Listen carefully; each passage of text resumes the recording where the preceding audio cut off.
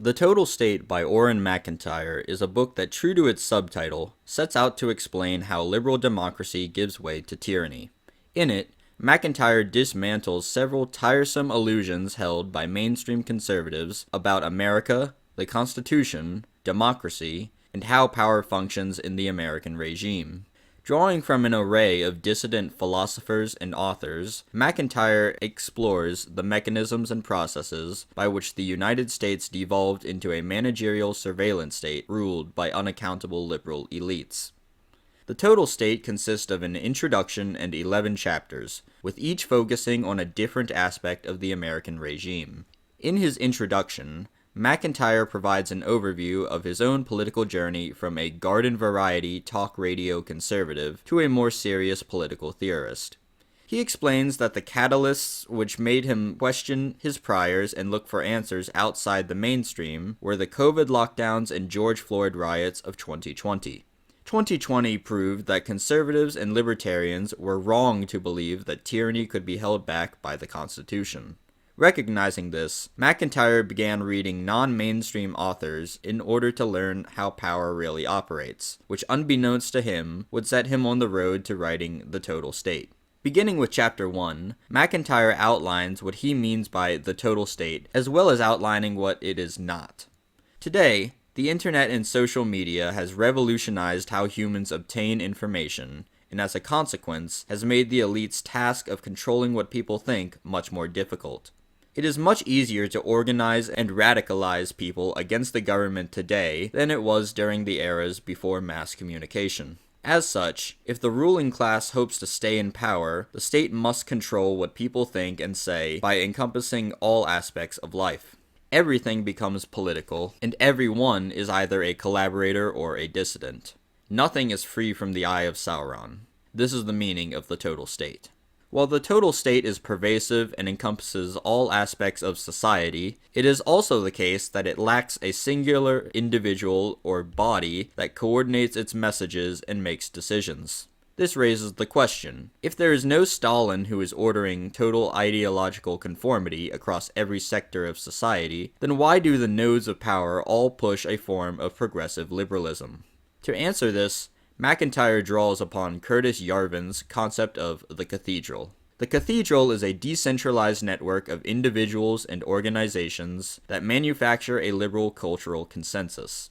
It is not a cabal or a shadowy syndicate, but rather it is the alignment of the news and entertainment media, the public education system, the federal bureaucracy, the financial apparatus, and the universities. The reason all of these nodes of power are aligned and not competing against each other is because they share a common religion. Just as the Catholic Church influenced medieval European society by dictating its religious values, Yarvin's cathedral coordinates the sectors of our society by instilling them with the religion of progressive liberalism. The priestly caste of experts interpret liberalism, and their dogmas become sacrosanct. The universities teach their ideology, just as the monasteries of Europe taught Rome's approved form of Christianity. The journalist and mainstream media police dissent not dissimilar to how the Inquisition sniffed out and hunted heretics. Because all of the nodes of power believe in the same religion of progressive liberalism, they reinforce each other's power and have no need of competing against each other. They are all members of the total state's ruling class, and only have to protect their power against right-wing heretics. In Chapter 2, MacIntyre addresses the question of why the average person perceives himself to be living in an unprecedented age of freedom, despite the state becoming increasingly totalitarian. To answer this, MacIntyre draws upon the French political theorist Bertrand de Jouvenel. De Jouvenel explained that the state is always competing with other social spheres for a person's loyalty. With the collapse of social spheres such as the family, the church, and local communities, the state would be able to coalesce more power around itself, while simultaneously making the individual feel more liberated. This is because he or she no longer had to fulfill obligations to other social spheres. Without expectations of church attendance or going to family gatherings being placed on the individual, he or she could spend more time pursuing leisure activities, resulting in the perception of feeling more free. All the while, however, the state gained power by filling the vacuum left by competing social spheres. The task of informing the individual of what is morally right, which was the job of parents and the church, shifted away from them and towards the state as divorce rates skyrocketed and church attendance plummeted. But the individual does not notice the growth of the state's power because he no longer has financial and social obligations to more immediate institutions. Combined with the fact that he can devote more time to his own leisure, it is no wonder why he feels more liberated, despite living in an increasingly totalitarian state. If there is any doubt as to how far the state will go to undermine competing social spheres, one need only turn to page 24. As MacIntyre explains, there is a reason why every organ of power in the United States seems obsessed with introducing sexual and gender identity to children at an increasingly young age. Normalizing the idea of transsexual children is an incredibly useful tool for the regime because it can serve as a reliable wedge between kids and their parents. If children can choose their own gender, if the ability to choose their gender is a human right, then it becomes the duty of the government to protect that right. A parent who corrects the child's understanding will be considered in violation of their rights, giving the state the opportunity to intervene. Moving on to Chapter 3, MacIntyre tackles how the total state circumvented the Constitution. Normie conservatives have always viewed the Constitution as the greatest document ever written, and they believed that mechanisms such as checks and balances and the separation of powers would safeguard against tyranny. But as 2020 showed, this was not the case. MacIntyre turns to the Italian political theorist Gaetano Mosca to dissect why the Constitution did not work as intended. Mosca pointed to mass democracy as the reason behind why constitutional mechanisms such as the separation of powers failed. The Founding Fathers originally structured the government in a way that limited democracy, such as by not allowing the direct election of senators and by limiting the franchise to land-holding men. But with the introduction of mass democracy, every branch is now subject to the same selective force of public opinion. Thus, those who are best able to control the opinions of the electorate dominate across all three branches. Checks and balances cannot work if each branch is working towards the same incentive, and the separation of powers is rendered moot if mass democracy influences all three branches of government. But these two mechanisms are not the only parts of the Constitution which failed to protect Americans from tyranny. The Bill of Rights also failed to function as it was designed to, and to answer why this is the case, MacIntyre turns to Joseph de Maistre. As MacIntyre writes, de Maistre believed that constitutions do not by themselves create the cultural norms, laws, and institutions that rule over a people. Instead, they simply formalize those that have already arisen naturally out of the character of a people. The true meaning of laws and constitutions cannot be captured on paper because the true meaning exists in the context of the people and the society that created them. It is the common nature of the people, the shared frame of reference, that creates the actual meaning of laws and constitutions. In other words, it is the spirit of the people which gives laws power, not to the act of writing them down. Laws will only be enforced if the culture demands it, and without a shared identity and morality, no common culture can be formed. This is why the left did not respect the constitutional rights of the conservatives. The left does not share a reverence for the Constitution as the conservatives do, and have no qualms about trampling the conservatives in spite of the Constitution. Moving on to Chapter 4, MacIntyre discusses how liberalism obfuscated the growth of the total state. It does this in no small part by dissipating accountability in government across the system, which conveniently shifts the blame for the elite's mistakes onto the democratic constituencies who elected them. While this point is certainly noteworthy, the real meat of the chapter is dedicated to the liberal promise to remove the friend-enemy distinction from political decision-making. And to understand the friend-enemy distinction, we must understand Carl Schmitt. Carl Schmitt has two salient concepts which MacIntyre discusses: the friend-enemy distinction and sovereign is he who decides the exception. Beginning with the former, it is the idea that politics revolves around distinguishing between individuals who are in favor of protecting a group's identity and individuals who are not. As soon as a key aspect of a group's identity comes under attack, that group draws a line between friends and enemies. Schmitt saw the friend-enemy distinction as the primary organizing principle of politics, which will exist across every society. Liberalism, however, attempted to remove the friend-enemy distinction and in its place insert a myth about the marketplace of ideas. Liberalism sought to change how politics worked by turning the decision-making process into a form of debate between rational interlocutors. But politics is not a neutral marketplace of ideas and never will be. By selling this fiction to conservatives, who swallowed it hook, line, and sinker, the liberal elites were able to obfuscate the growth of the total state. While they understood politics to be war by another name, the naive conservatives believed that they were arguing in a good faith debate. Schmitt's second concept of sovereign is he who decides the exception likewise shows how liberalism obfuscated the total state. No political system can anticipate every crisis, and eventually an emergency will manifest which requires decisive action. In these cases, the sovereign is the person or group who can suspend the Constitution and execute their own will. Hence the saying, sovereign is he who decides the exception. The conservatives' mistake was believing that the Constitution could not be suspended. By blindly trusting in their political system, the conservatives failed to understand that the people were not in fact sovereign. As such, when the Constitution was ignored, the conservatives were left impotent and confused as the left exerted its will. For this reason, the belief in sovereignty of the people and faith in the Constitution obfuscated the total state from conservatives.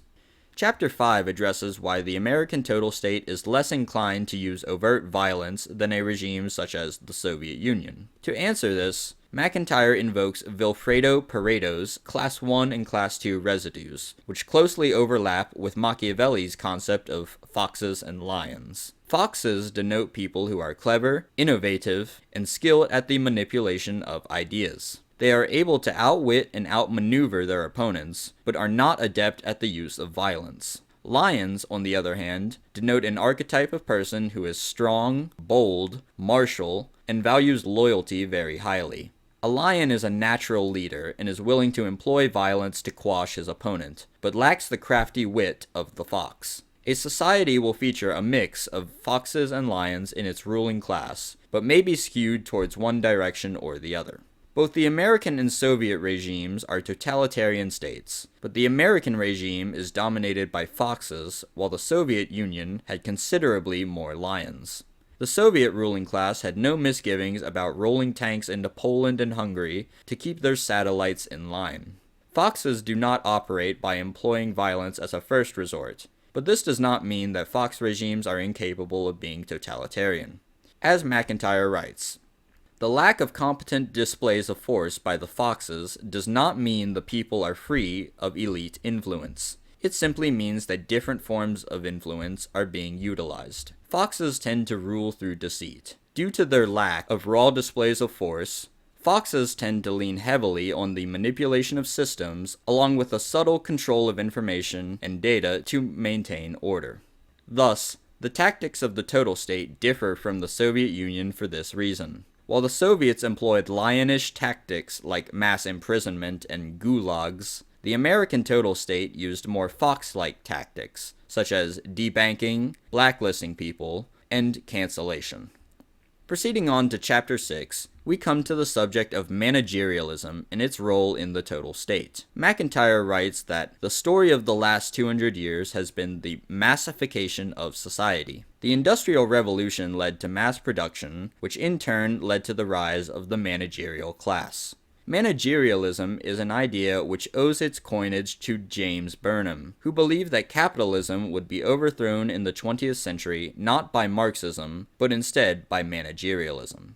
Burnham argued that the capitalist class would see their power wane with the rise of corporations and the massification of society. As they lost power, a new class, the managerial class, would rise to eminence and would consist of both government bureaucrats and corporate managers. These managers in both the public and private sectors are individually replaceable, but as a class whose interests are largely the same, the managers are quite powerful. Moreover, both managers in government and managers in business are more concerned with their own power than they are the well-being of their corporation or state. They are not concerned with maximizing profits like a capitalist is, nor are they concerned with being re-elected like a politician. Instead, they are incentivized to make decisions on the basis of what increases their power the most, not what is best for their organization. And because managers are fungible and can easily transfer to new stations across the public-private divide, they can simply abandon ship if their organization is jeopardized. To tie this back to the total state, MacIntyre draws upon Sam Francis. Beyond the obvious racial animus against white populations, Francis is able to explain why the managerial elites of the West want to level human differences and reduce distinct populations into a homogeneous blob.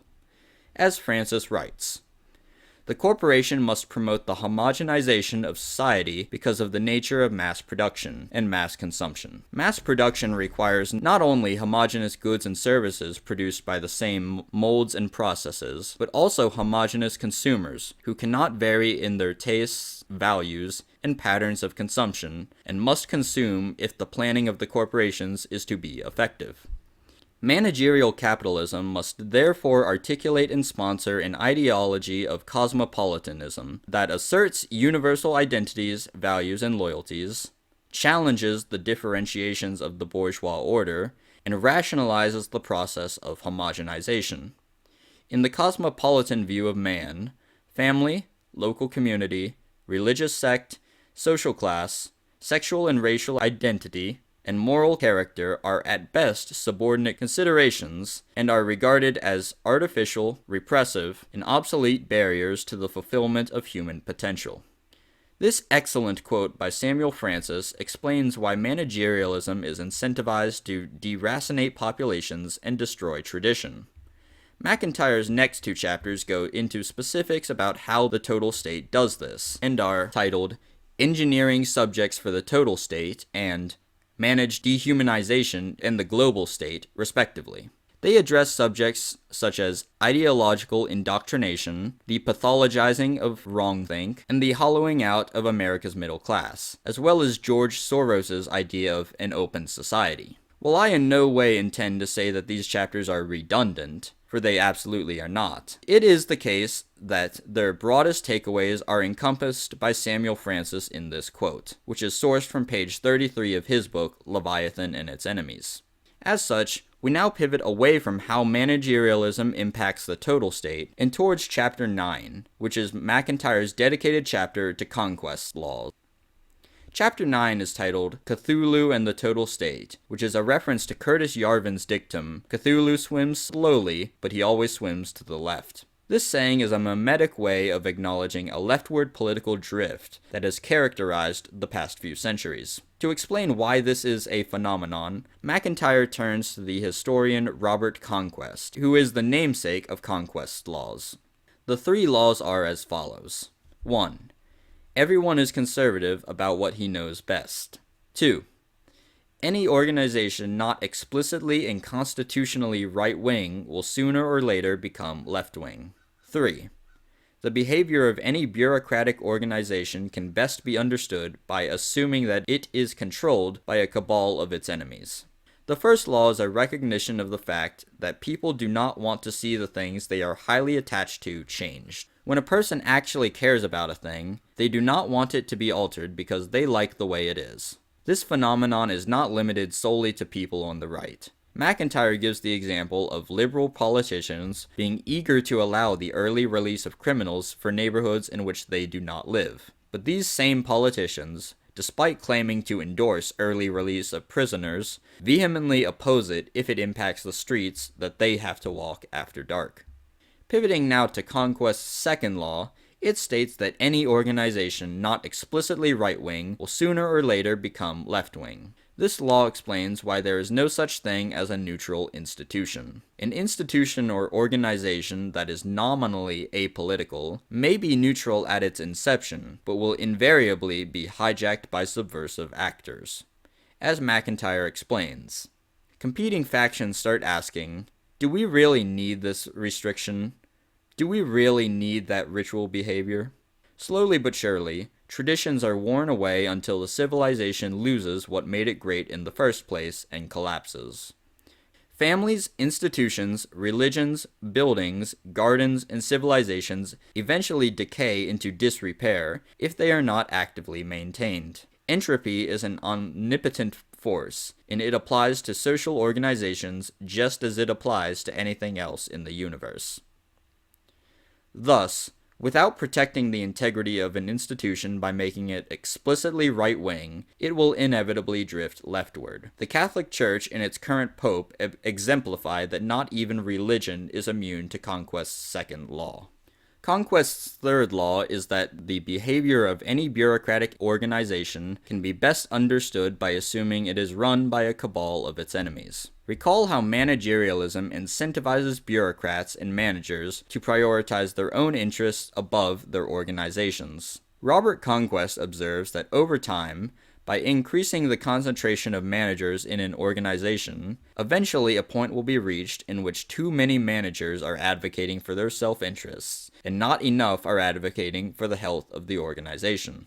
As a consequence, it appears from the outside that the organization is run by people trying to destroy it. MacIntyre gives the example of Bud Light and how Anheuser-Busch illustrates this exact phenomenon. This example was especially pronounced and demonstrates how managers are entropic to the organizations they are supposed to preserve. Up until now, MacIntyre has delivered a series of both red and black pills. In Chapter 10, however, MacIntyre bucks this trend with a hopeful chapter. Chapter 10 is titled, Why the Total State is Doomed, and MacIntyre gives a variety of reasons for why this is the case. The first reason has to do with Pareto's circulation of elites. The circulation of elites refers to the fact that the composition of the elite class does not remain static. A wise ruling class allows the smartest members of the underclasses to join their ranks, while ejecting its own incompetent members. Moreover, it strikes a golden balance between foxes and lions so that it can make use of the best qualities of both. Our ruling class, however, has not done this. They closed entry into the elite for competent white males as part of their ideology. This not only alienates people who could have been used to perpetuate their rule, but also, as a consequence, has reduced the number of lions available for use by the total state. Moreover, by elevating incompetent members of the lower classes on the basis of them not being straight, white, or male, the total state now has a competency crisis of its own making. Meanwhile, the alienated, competent individuals who have been denied entry into the ruling class will still work to accrue power, but will do so as a counter-elite, which is opposed to the agenda of the total state. Another reason why the total state is doomed is because liberalism is predicated on infinite progress. Liberalism destroyed tradition and the spiritual meaning religion provided for people, and attempted to replace it with material abundance. As consumers became wealthier and able to purchase more stuff, they felt distracted from the loss of transcendent values, which was a consequence of liberalism. But infinite material progress is impossible, and today, the economic situation in the American empire has been getting worse, not better. In regards to social progress, liberalism has failed to engineer a society in which race can be treated as a non-quantity. Racial strife has exacerbated, not improved, and culminated in the violent George Floyd riots of 2020. By refusing to acknowledge the reality of race, and by relentlessly attacking whites, liberalism has doomed any notion of supposed social progress. A third reason why the total state cannot last forever is because of managerialism itself. As we have previously examined, managerialism is corrosive to the institutions it purports to maintain. Rather than loyalty or duty, self-interest motivates the managers of society's institutions. As a consequence, the institutions will falter as the managers seek nothing but the accrual of more power for themselves. For all of these reasons, combined with some not mentioned, the total state cannot last forever.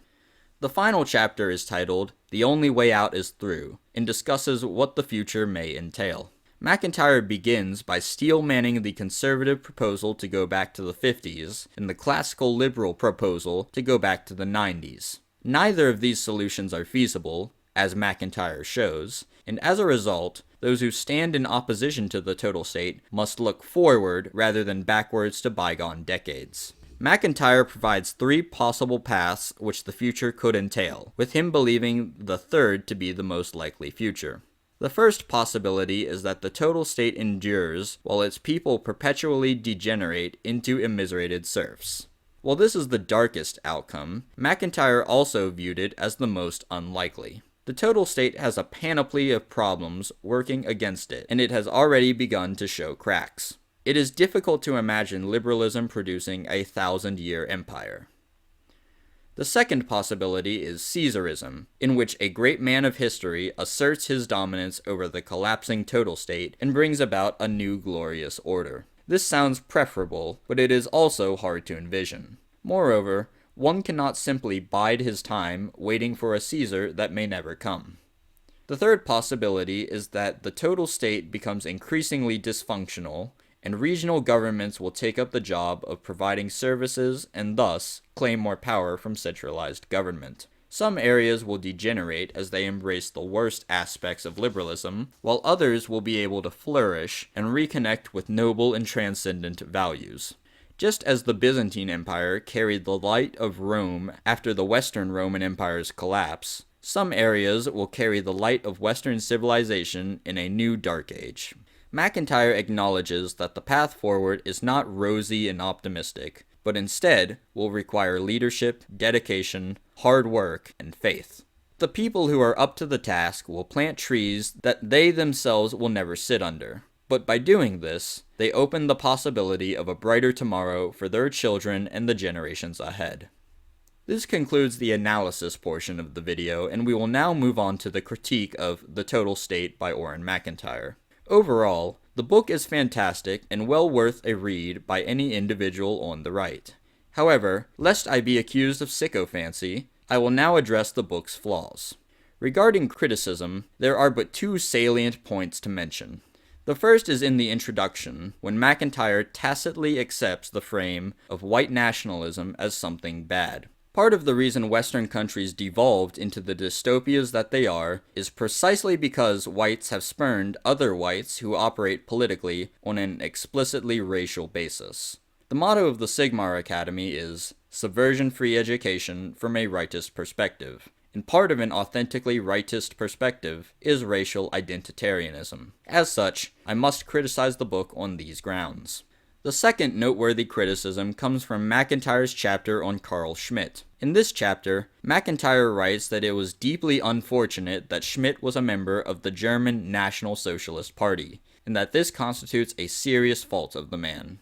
The reality of our situation is that the defeat of the Axis powers is precisely why the West is dying before our very eyes. Drag queen story hour, demographic collapse, ubiquitous pornography, and rampant miscegenation are all evils that spring from Germany's defeat. Had the Germans been successful, none of this would have occurred. As such, it is most certainly not unfortunate that Carl Schmitt was a member of the NSDAP. This was not a serious fault of Carl Schmitt, but quite the contrary. It is an indicator that he was a great hero who desired to save Western civilization from the hellish state it now finds itself in. In conclusion, The Total State by Auron MacIntyre is a valuable read for its analysis of how liberal democracy devolves into tyranny. It is filled with countless valuable quotes, and despite having 2 main problems from a rightist perspective, should be read by all individuals on the right. MacIntyre's writing style is eloquent, his bibliography is useful, and he does not waste readers' time with trivial filler.